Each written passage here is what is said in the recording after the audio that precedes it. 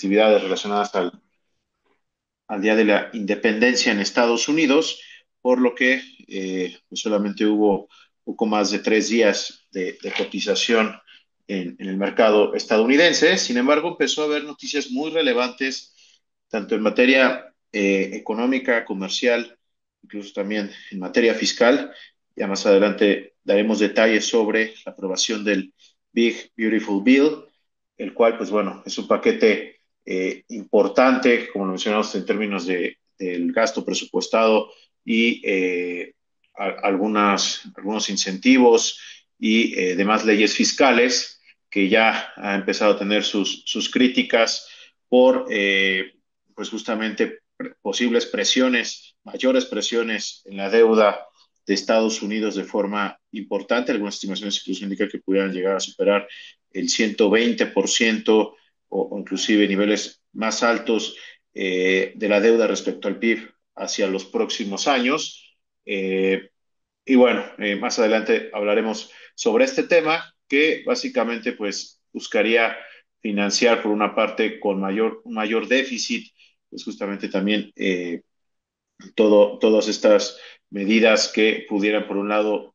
hasta cierto punto, incentivar a ciertas industrias, pero desincentivar a otras, como ya lo anticipábamos también en semanas anteriores, como en el sector de energías renovables, en el mismo sector salud, como lo mencionaba nuestro analista también Bernardo Chávez, que nos dará también más detalle al respecto. Y por otro lado, tenemos que en la jornada de hoy, pues también se dan a conocer algunos aranceles que se posicionarían particularmente en la región asiática, muchos países que en algunos casos no necesariamente contribuyen de forma importante a la transferencia comercial, digamos, al respecto a las importaciones de Estados Unidos provenientes de estos países, pero algunos otros, como el caso de Japón y Corea del Sur, que sí tienen un peso muy relevante en el aspecto comercial, que incluso iban a representar más de 280 mil millones de dólares en el caso de Japón y Corea del Sur en conjunto, representan este monto de importación por parte de Estados Unidos y aquí pues se observan aranceles inclusive por arriba del 20% para estos países y algunos otros en esta misma región asiática llegando a estar inclusive alrededor del 40%. Bernardo Chávez para dar más detalles al respecto. Adelante, por favor, Bernardo. Muchas gracias, Armando. Bueno, rápidamente vamos a tocar el tema del presupuesto fiscal de Estados Unidos, que ya finalmente se aprobó la semana pasada. El lunes de la semana pasada nosotros les habíamos presentado más o menos esto que estaba como proyecto. Se encontraba apenas en la Cámara, en el Senado. Esto se aprobó el martes de la semana pasada y regresó a la Cámara de Representantes para que fuera reconciliado y finalmente aprobado. Y finalmente el 4 de julio, el viernes de la semana pasada, fue firmado por el presidente Donald Trump. Así que, bueno, podemos pasar a la primera diapositiva, a la siguiente. Y bueno, la aprobación en el Senado fue una aprobación bastante cerrada. De hecho, actualmente en el Senado el Partido Republicano tiene una mayoría de 53 senadores. Sin embargo, la votación fue de 50 contra 50. Tuvo que haber un desempate por parte del vicepresidente J.D. Vance y ahí fue donde tuvimos el 51-50. Y posteriormente, la Cámara de Representantes dio su visto bueno y se firmó la ley. Y rápidamente una recapitulación de algunos de los elementos principales de esta ley, pues tenemos una reducción de los créditos fiscales para las compañías de energías renovables y de la misma forma se quita los créditos que se le otorgan a aquellas personas que compran vehículos eléctricos. También una disminución en los provider taxes que afectan directamente al programa de Medicaid en Estados Unidos, ya que se reduce el financiamiento federal hacia los estados para que los estados financien este programa. Tercero, se introducen nuevos requisitos laborales para beneficiarios de Medicaid independientes y finalmente se congela el límite de las deducciones que uno puede hacer de ciertos impuestos estatales y locales, conocidos como SALT. Se congela en $10,000. Aquí sí hubo un cambio, ya que la semana pasada cuando lo presentamos, la propuesta estaba en que se iba a congelar en $10,000 que se podían deducir. Sin embargo, con esta aprobación que se dio la semana pasada, este límite pasó de 10,000 a $40,000. Sin embargo, es un límite temporal, ya que regresará a $10,000 en 2030. Así que ese es uno de los cambios que vimos la semana pasada en esta aprobación del Big Beautiful Bill. Siguiente diapositiva.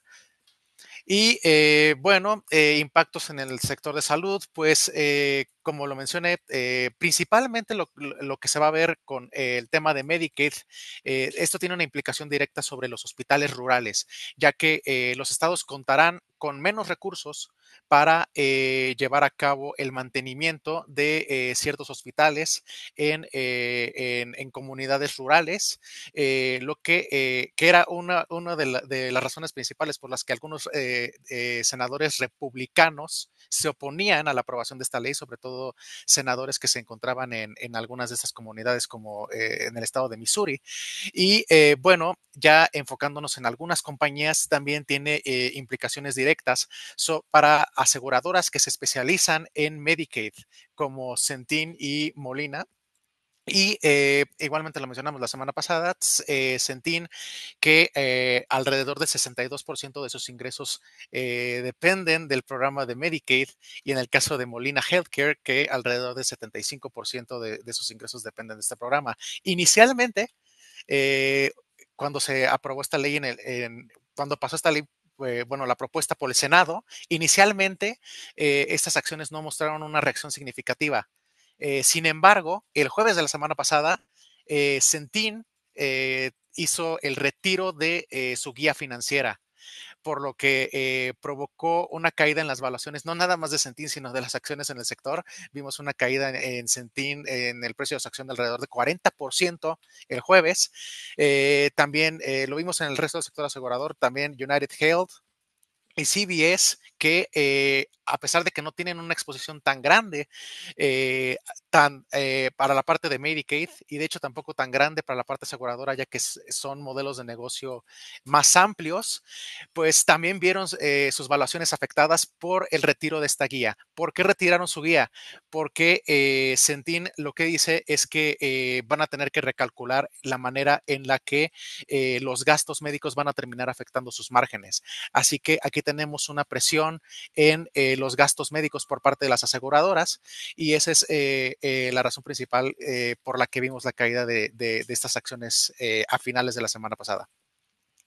Podemos pasar a la siguiente. Y en cuanto al sector energético, como lo mencioné, la propuesta original contemplaba eliminar de forma inmediata los créditos fiscales para la energía solar y la energía eólica. Sin embargo, en el texto final se optó por una eliminación progresiva de estos créditos con una extensión hasta 2027. Y bueno, esta moderación fue interpretada de forma relativamente positiva por el mercado. En semanas anteriores habíamos visto que el precio de acciones como First Solar, Enphase o SolarEdge habían tenido caídas importantes. Sin embargo, la semana pasada vimos lo contrario, y esto se debió a que, si bien van a quitar estos créditos fiscales para estas compañías, también dentro de la propuesta se contemplaba, además de quitar estos créditos, ponerles un impuesto a estas compañías sobre ciertas importaciones que se hacían desde China. Al final, la versión final de la ley no contempla esta adición de este impuesto, por lo que por lo que resultó ser un dato positivo para estas acciones, y tuvimos una apreciación en la evaluación de First Solar, Enphase y SolarEdge. No obstante, hay que subrayar que todavía persiste esta incertidumbre estructural. Sin estos subsidios, pues muchos de estos proyectos podrían perder viabilidad económica. Así que es cuestión de ver de qué manera se desarrolla esta situación. Y bueno, este es un resumen del One Big Beautiful Bill y su impacto en ciertos sectores. Te regreso la palabra, Armando. Con una visión general de qué ha pasado con este sector y todos los subsectores que están dentro de este sector de información en medios masivos. Ok, el sector de medios masivos, una vez más, incluye radio, televisión, las cableras, telefonía, periódicos, revistas, libros, etcétera, transmisiones vía streaming, centros de datos también entran ahí. Nosotros no estamos metiendo en centros de datos, así que no vamos a meternos en el tema de centro de datos. Es un aspecto que consideramos que va un poquito más con otras empresas. Y lo que ha pasado con ese sector es que ha tenido transformaciones bastante profundas e importantes en los últimos años, principalmente en México desde la reforma de telecomunicaciones de 2013 y la creación del IFT, que, bueno, que recientemente ya se aprobó la supresión del Instituto Federal de Telecomunicaciones, aunque habrá otros institutos que van a absorber muchas de sus funciones. Pero ha tenido muchas transformaciones. Y esto ha implicado que bueno, la dinámica de la industria haya cambiado, ha tenido transformaciones tanto desde el punto de vista legal como desde el punto de vista de la organización industrial por el comportamiento de sus competidores. Y aquí hay que tener en cuenta siempre esto. Las empresas que operan en el sector de medios masivos, específicamente en telecomunicaciones, tienen muy elevados costos iniciales, también tienen costos fijos considerables y algunos cuasi fijos. Acuérdense, costos cuasi fijos son costos fijos que se tienen cuando se está dando el servicio, pero si no se da el servicio no se incurren esos costos, pero no depende de la cantidad de unidades de servicio que se da. Por eso es que se llaman cuasi fijos. Y los fijos fijos son costos en los que se incurre independientemente de si se está dando o no el servicio. ¿Ok? Y los costos iniciales son costos que se están dando, por ejemplo, cada 5 o 10 años o únicamente cuando se construye, por ejemplo, la red, ¿no? Es un ejemplo. O, por ejemplo, las concesiones de espectro radioeléctrico son unos costos muy fuertes en los que se incurre en un momento dado y se mantiene durante varios años, pero ya transcurrió ese tiempo hay que volver a incurrir en esas grandes sumas de gastos. Eh, Esto genera barreras de entrada y existencia de economías de escala. Ahorita vamos a ver qué consecuencias tiene eso. Ahora, vamos a ver unas grafiquitas, pero lo que queremos examinar es qué ha pasado con el Producto Interno Bruto del sector de medios masivos y algunos subsectores de información en medios masivos como telecomunicaciones, radio y televisión, etcétera. Ahorita vamos a ver un poquito de eso. El panorama general que tenemos es que tanto en México como en Estados Unidos los subsectores dentro de información en medios masivos han como que ido mostrando una convergencia a una madurez. O sea, es decir, han estado creciendo ya muy en línea con la economía en general o incluso se han quedado rezagados. ¿Cuáles han sido las excepciones? En el caso de México, el subsector de telecomunicaciones tal cual, es decir, las cableras y telefonía, ha estado creciendo incluso más que el PIB. Y en el caso de Estados Unidos, el sector de telecomunicaciones, el subsector de telecomunicaciones, perdón, ya es un sector bastante maduro. Y, sin embargo, ha tenido importantes transformaciones a nivel de la industria debido a la irrupción de las tecnologías de 5G, sobre todo por uno de los participantes que es T-Mobile, y ahorita vamos a hablar un poquito más de eso. Y bueno, si vamos a la siguiente diapositiva, ok, bueno, vamos a hacer aquí un comparativo al cierre del primer trimestre de 2025. Y aquí en estos puntos tenemos un resumen de qué es lo que han estado reportando. Bueno, primero que nada, lo que ya comentamos, Megacable y Total Play han crecido muy fuerte entre las cableras mexicanas, han crecido mucho en los últimos 6 años y han generado importantes presiones sobre Telmex y también sobre Televisa, en particular sobre el segmento de Sky en Televisa, que bueno, tiene que ver también esto con la tecnología que utiliza Sky, todavía es transmisión de satélite, pero incluso Easy, que es una cablera, se ha quedado muy rezagada, muy estancada, comparado con Megacable y Total Play, que han crecido muchísimo estos últimos 6 años, tanto por la expansión de sus redes, que ya son de tamaño similar al de Easy, como de la penetración que han logrado de estas redes. Ahora, al cierre del primer trimestre, Telmex todavía seguía teniendo más RGUs que cualquier otra empresa cablera en México, y después seguía ya el Easy, pero Megacable y Total Play ya están muy cerca, ¿no? Ya todas están, hay alrededor de 14 millones de RGUs, que son entre 5 y 6 millones de suscriptores cada quien, más o menos, aproximadamente, por estos RGUs. Ahora, Las cableras en general suelen tener márgenes un poquito variables, pero el margen de EBITDA suele estar entre 30 y 50%. Normalmente anda cerca del 40%. Eso es lo más común, nada más que recientemente algunas cableras han estado algo castigadas y con márgenes ya un poquito más pegados al 30. Ahí tenemos, por ejemplo, el caso de Axtel y recientemente también Telmex. Y las que han estado más arriba del 40%, bueno, han estado Megacable y Totalplay. Ahora, en el caso de telefonía móvil, los márgenes pueden estar entre 30 y 40%. De hecho, ahí tanto América Móvil como AT&T, Verizon y T-Mobile andan por ahí en esos márgenes de alrededor de entre 30 y 40%. Ahorita en este primer trimestre de 25, América Móvil fue la que tuvo el margen más alto y AT&T tuvo el más bajo, pero igual, en este rango, no se alejan mucho de este rango. Las torres son, insisto, otro negocio, pero digamos que lo relevante de las torredas es que están fuertemente vinculadas al desarrollo de las empresas de telefonía celular y estos márgenes son mucho más altos, pero también las estructuras de costos y gastos son bastante diferentes en estas empresas, pero sí, superiores al 50%, en el caso de las mexicanas incluso por encima del 90%, que tiene que ver con particularidades contables de las torredas estadounidenses y de las mexicanas y el hecho de que las torredas estadounidenses suelen pues como que les gusta más toda la estructura de las fibras para cotizar en bolsa. Y en México solamente Sites tiene una fibra para gran parte de sus torres, aunque no todas todavía. Y finalmente las empresas que distribuyen, bueno, que producen y distribuyen contenido por televisión, o sea, básicamente también se streaming, ahí tienen unos márgenes bastante más variables. Realmente lo fuerte de gasto aquí está en, bueno, lo fuerte más bien de todo lo que se tiene que salir bueno, vaya, de costos y gastos, pues son costos de venta. Entonces los márgenes brutos están muy, muy bajos, pero el margen EBITDA está muy cerca del margen bruto y estamos hablando ahí de, pues más o menos de por ahí de un 20% aproximadamente, aunque hay un poco más de variabilidad por el proceso de transformación que también ha tenido este subsector en los últimos años.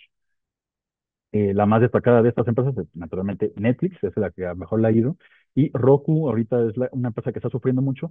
Ya tuvo lo peor que le pudo pasar a Roku, ya le pasó, ya perdió muchos suscriptores, ya perdió muchas ventas, pero actualmente ya ha reportado cada vez mejor, aunque sigue teniendo todavía pérdidas incluso al nivel del EBITDA. Entonces, es una empresa que todavía está teniendo dificultades. Si vamos a la siguiente diapositiva,